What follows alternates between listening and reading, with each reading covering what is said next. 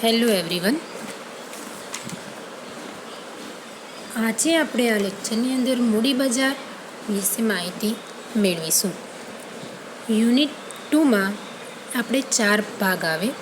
First નાણાં બજાર, second મૂડી બજાર, ત્રીજું પ્રાથમિક મૂડી બજાર અને ચોથું ગૌણ મૂડી બજાર.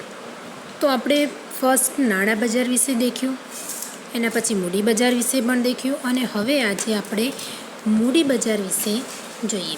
તો ફર્સ્ટ ઓફ ઓલ આપણે દેખીએ તો કે પ્રાથમિક મૂડી બજારનો અર્થ. મૂડી બજારને 2 પેટા વિભાગમાં વહેંચવામાં આવે છે.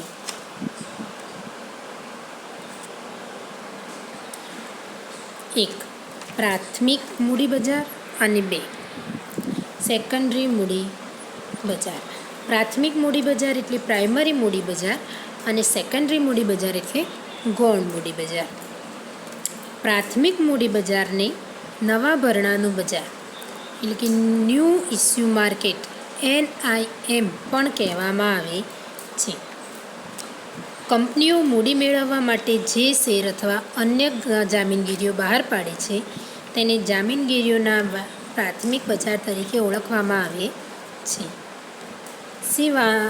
હોર્નસે આપેલી પ્રાથમિક મૂડી બજારની વ્યાખ્યા દેખીએ તો કે પ્રાથમિક બજાર એ એક બજાર છે જ્યાં નવી જામીનગીરીઓ પ્રથમ વખત ખરીદવામાં અને વેચવામાં આવે છે. બીવી પાઠકે આપેલી વ્યાખ્યા જોઈએ તો કે પ્રાથમિક બજાર નવી મૂડી માટેનું બજાર છે. પ્રાથમિક બજારમાં ભંડોળો, વિજ્ઞાપનપત્ર, રાઇટ ઇસ્યુ અને પ્રાઇવેટ પ્લેસમેન્ટ દ્વારા ઊભા કરવામાં આવે છે. ટૂંકમાં પ્રાથમિક બજારમાં નવી જામીનગીરીઓ રોકડ અથવા રોકડ અવેજ સિવાયના અવેજ દ્વારા કંપનીઓ, સરકારી સંસ્થાઓ, જાહેર ક્ષેત્રના એકમો વગેરે દ્વારા બહાર પાડવામાં આવે છે. તો આ તો આપણે જોયું પ્રાથમિક મૂડી બજારનો અર્થ. તો કે મૂડી બજારને 2 ભાગમાં વહેંચવામાં આવે. પહેલું તો કે નાણાં બજાર, બીજું મૂડી બજાર.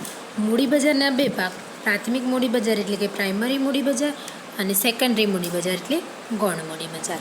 તો એમાંનું આજે સૌથી પહેલાં આપણે પ્રાથમિક મૂડી બજાર વિશે જોઈએ. તો કે પ્રાથમિક મૂડી બજારને નવા ભરણાનું બજાર કહેવામાં આવે છે.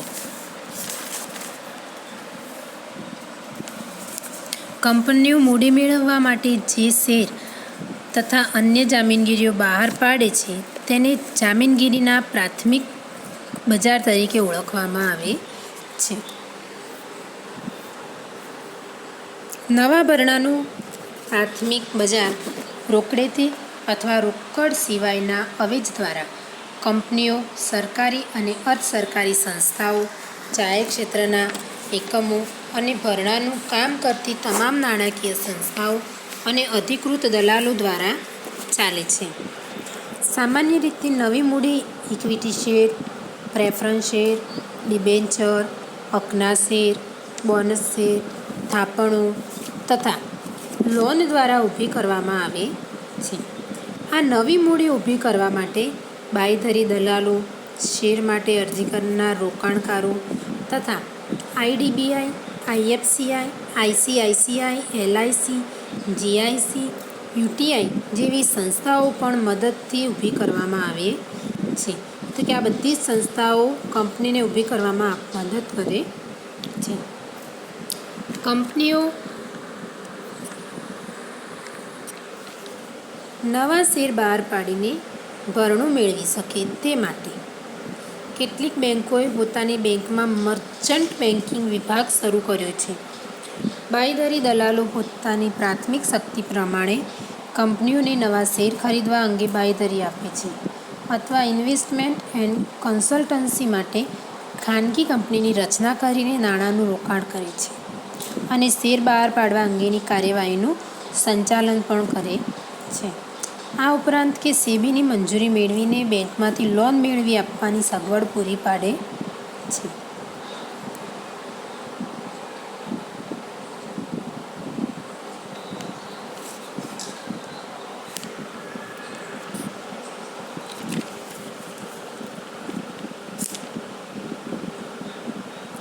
હવે આપણે એના પછી જોઈએ તો કે પ્રાથમિક મૂડી બજારમાં ધ્યાનમાં લેવાની બાબતો, તો કે એના લક્ષણો.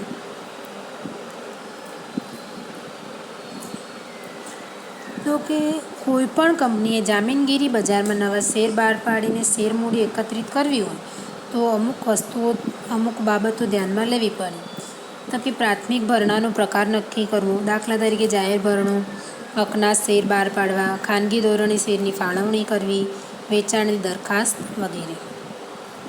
ભરણા માટેની જામીનગીરીઓનો પ્રકાર નક્કી કરવો, ભરણું બહાર પાડવાની પદ્ધતિ નક્કી કરવી, ભરણું બહાર પાડવાનો સમય અને અરજીની મર્યાદા, નવા શેર બહાર પાડવાનો ખર્ચ અને જાહેર ભરણા માટે શેરની કિંમત.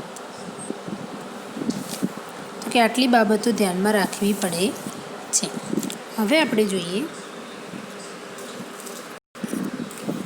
પ્રાથમિક મૂડી બજારના લક્ષણો. તો પહેલું લક્ષણ છે નવી મૂડી ઊભી કરવા માટેનું બજાર.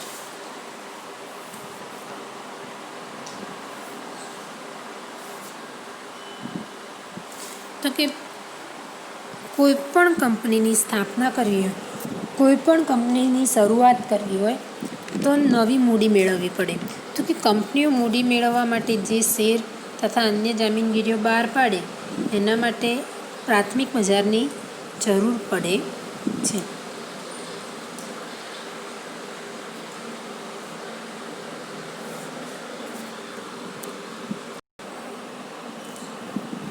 એના પછીનું લક્ષણ છે મૂડી ભંડોળ ઊભું કરવા માટે નવી જામીનગીરીઓ વેચવામાં આવે છે.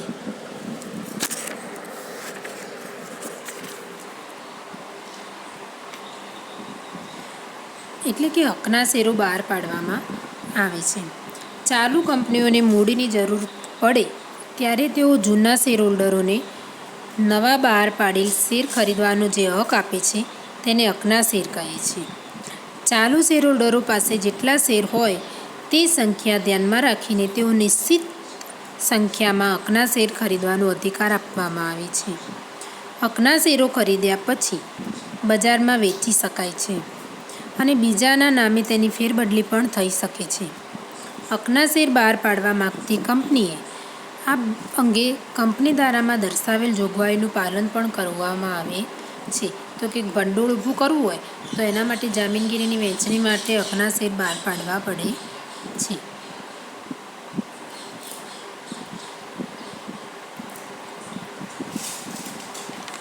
એના પછી છે પ્રાથમિક મૂડી બજારને નવા ભરણાનું બજાર પણ કહેવામાં આવે છે.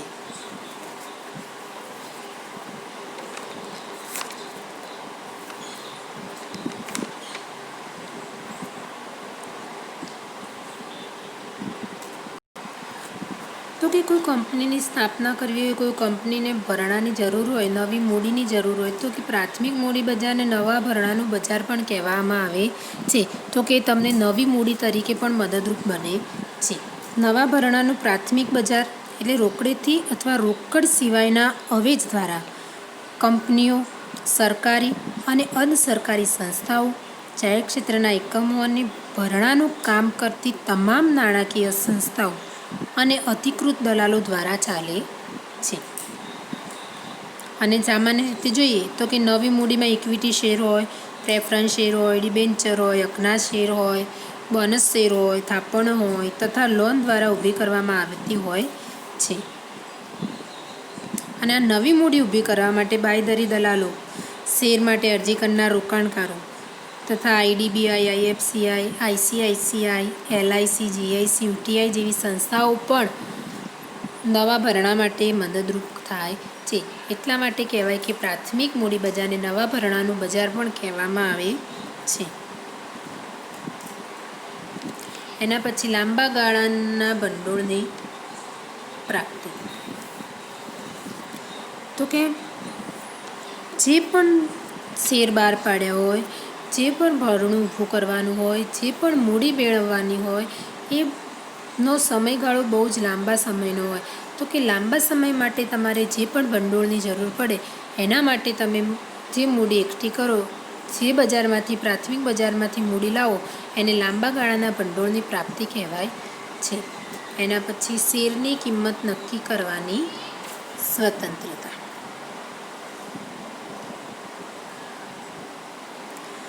નવી કંપની પ્રથમવાર જે શેર બહાર પાડે તેને પ્રાથમિક ભરણા તરીકે ઓળખવામાં આવે છે.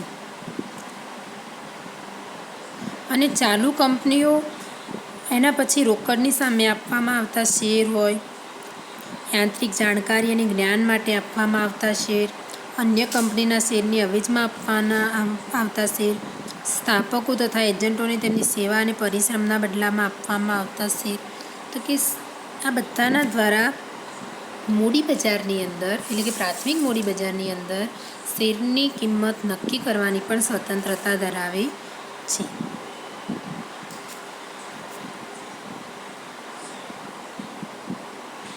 એના પછી મૂડીનું સર્જન.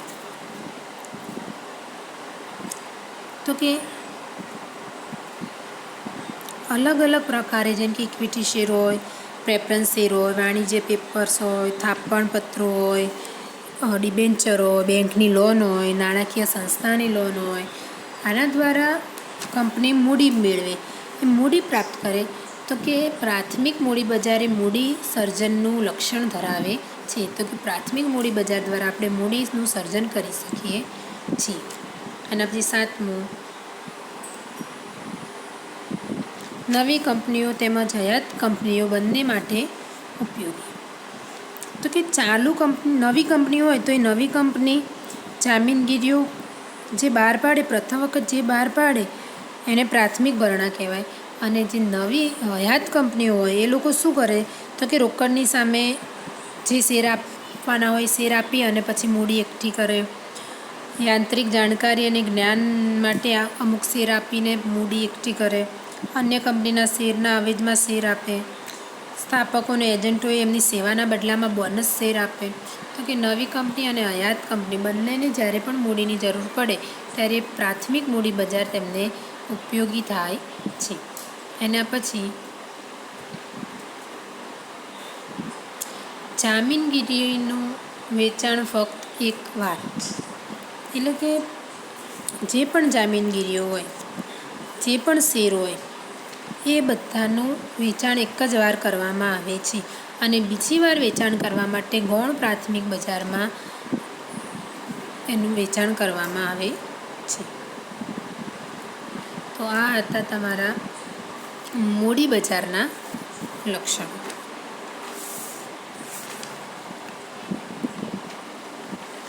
આપણે જોઈ લઈએ ફરી એકવાર મૂડી બજારના લક્ષણો.